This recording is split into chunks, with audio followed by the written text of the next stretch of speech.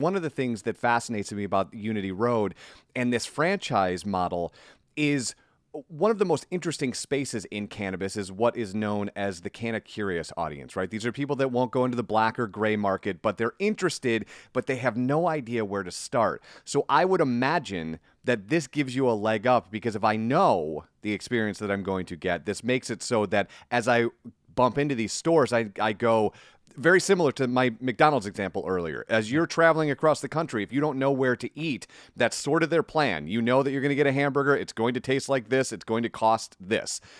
Is that kind of a fair competitive advantage for you guys?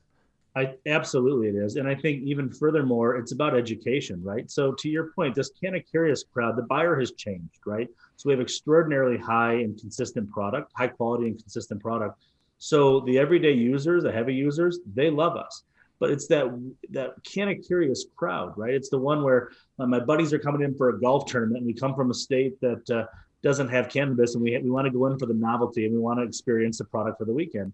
There's a couple different experiences you can have. You can have that one-off experience that might be good, or you might get shanked on the way out, or you can have a consistent experience where not only do you know you're going to get high quality product, but you can be educated. And that's a really key component of this industry right now is educating users to become loyal customers. And you have to do that by understanding what they're trying to accomplish, asking the right questions, giving them that kind of consultative approach so that they have not only a customer experience that'll keep them coming back, but then a product experience that keeps them interested in the industry at all.